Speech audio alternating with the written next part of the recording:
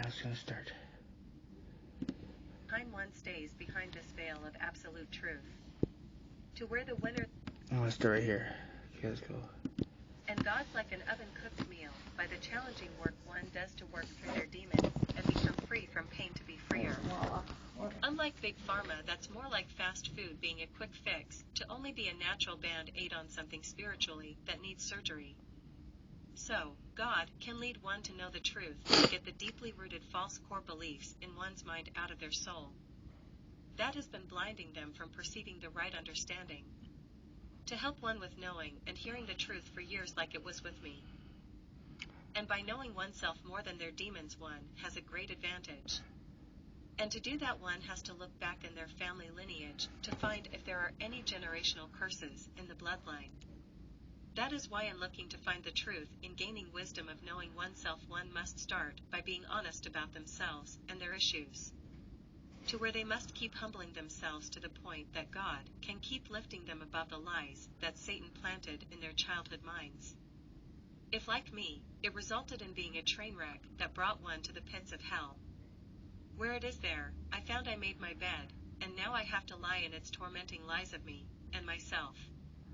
Not knowing that I lied to myself the most, however, like a fool I was blinded. By being ignorant in the bliss of living on earth, for the time one stays behind this veil of absolute truth. To where the winners in history spread their lies to fit their sin. As well as working on themselves by not wanting to be accountable for their actions with how they acted on earth to others. Anyway, with the sorcery and the occult warfare that's hidden in Big Pharma prescription medications like ADHD pills I was on. Taking them seems to have brought me to the edge of insanity, where hell comes to be my universe and reality. However, as far as putting kids on ADHD pills for a cure, my experience with them felt like it is trying to replace raising one's kids with correction and the right kind of discipline. We must take control of our imaginations, and not let them override the truth by us being ignorant to the spiritual things that are unseen. Not realizing we are building a prison with the dominating thoughts that stems from a lie in us by fears. That comes with facing the fact walking in faith isn't easy at times when one's mind is broken. To see the reason for all the whys, by being lifted above the darkness that's behind all the lies of Satan using fear to control us. To the point where one's perception becomes distorted so badly by Satan doing everything he can to reinforce the lie in our mind. To where one sees it as a false core belief in them they must break, and when one subconsciously has a lie rooted into their identity, it blinds them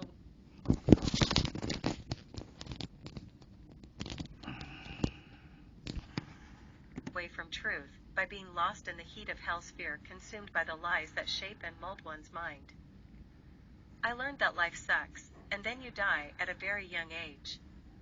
'Cause it seems no one else had to go through so much hellish loneliness that is in the art of me breaking apart. And coming undone right before everyone's eyes, making a scene for all to see, and thank God their kids don't act like me.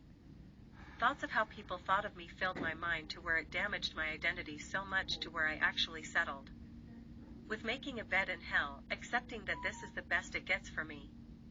All hope and dreams were taken away, and didn't come with me on the path that led me nowhere, with being no one to everyone. The thing I wanted the most in life growing up was a relationship, or the pretty popular girl to take my hand to be a friend. However, wanting that left me to where the hell of hoping for it is so scary, because of all the rejection I went through. It broke me and caused mental issues. To where I see myself settling for being semi-content in keeping my mental health by getting a dog, rather than a human friend, due to the emotional damage the rejection did to me. Being tormented in the sound of my silence, hearing my grandpa Roger gunshot years past. Hearing that gunshot calling my name led me to try and find the clues to how one gets to the bright side of one's options in living a death with life being alone. Making me have desires and thoughts where I wish I had the guts to do the same thing my grandpa Roger did by shooting himself. Thoughts that turn into questions I needed answers to tell me more about what led up to my grandpa Roger's suicide. Ran through my doom and gloom mind as I am alone, breaking in the heat of my hell, crying to myself and God. By breaking so bad with having hopes for better days that never come. Only getting a repeat of my darker hells, by the past, repeating in my death, trying to live a life, getting to age 12 already being dead. Where the joy of Christmas morning is replaced in crying alone, being an old man with no love, and who has done the unforgiven. Abandoned with a heart of gold like an angel with a broken wing, falling into a pit that no one can see or know how to help me out of. The hurt of having a crush by it, meaning exactly how it sounds, leaves the stain in my fears of never finding anyone who understands me, and is real. For me, I gave myself to someone so much more than others only to see they aren't willing to give that same interest back for me in return.